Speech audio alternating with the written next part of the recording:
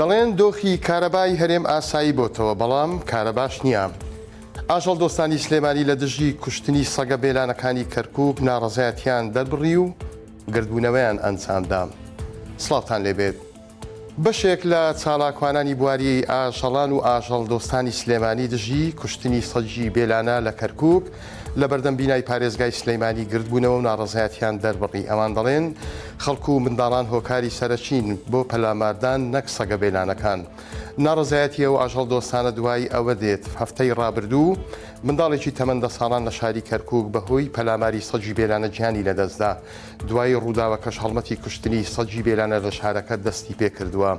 شادی عەلی یەکێ لە چالاکوانانی بواری ئاژەڵانە بە 964 وت لە هەموو ڕووداوەکان پەلاماردانی سەگی بێلانە منداڵان و خەڵک هۆکارن. ئەوان پەلاماری سەگەکان ئەدەن و لێیان ئەدەن، سەگەکانیش لە وەڵامی ئەوەدا هێرش دەبەن و ئەو ڕووداوانەی لێ ئەکەوێتەوە. ئەو ئاژەڵ دۆستە دەشڵێت ناکرێت لە بەرامبەر ئەو ڕووداوانە ئاژەڵەکان بکوژرێن، ئەوانیش ڕۆح لەبەرن و هەز بە ئەشکەنجەوە ئازارەکەن.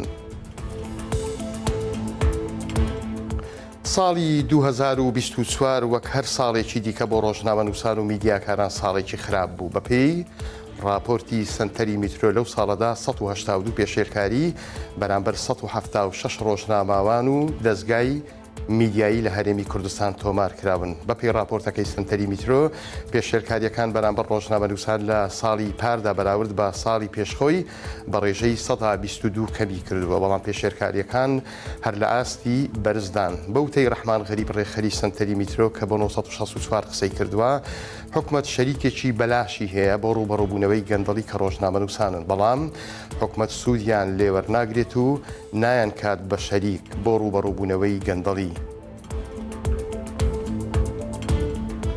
وەزارەتی کارەبا ئەڵێت دۆخی کارەبا ئاسایی بۆ تۆ، بەڵام هاوڵاتیان گلەییان هەیە و ئەڵێن ئاسایی بێت یان نا کارەبا نییە. دوای ئەوەی ماوەیەک بوو دۆخی کارەبای نیشتیمانی زۆر خراپ بوو، ئەمڕۆ وەزارەتی کارەبای هەرێم لە ڕاگەیاندراوێکدا بڵاوی کردەوە پەستانی غاز بۆ وێزگەکانی غازی بەرهەمهێنانی کارەبا ئاسایی بۆتەوە. کۆمپانیای داناغاز چاکسازیەکانی لە چێڵگەی کۆرمۆر تەواو کردووە و ئاستی بەرهەم بۆ 3750 مێگاوایت بەرز بۆتەوە. 964 چەند جارێک پەیوەندی بە وەزارەتی کارەبای هەرێمەوە کرد بۆ ئەوەی مەفهومی ئاسایی بوونەوە ڕوون بکاتەوە و بزانێت چەند کاتژمێر کارەبا بە هاوڵاتیان ئەدەن، بەڵام وەڵامی پەیوەندیەکان نەئەدرایەوە.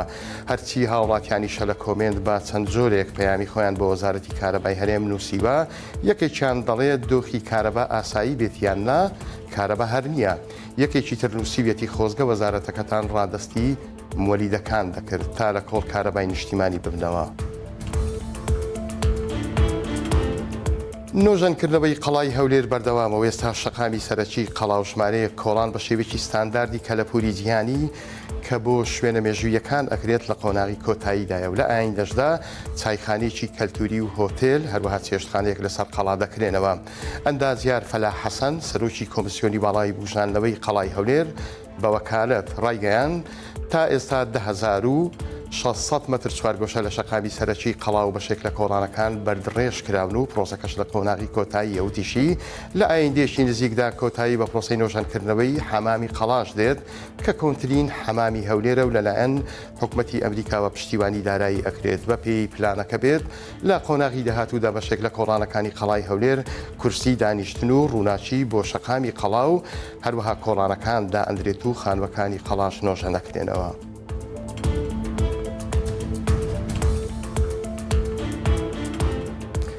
کەسوکاری ئەنفالکراوان لە گەرمیان و بە تایبەتی هەروەها لە هەرێمی کوردستانیش ڕخنەی تند ئاراستەی حکومەتی هەرێمی کوردستان و بە تایبەتیش وەزارەتی شەهیدان دەکەن. لەبەرچی؟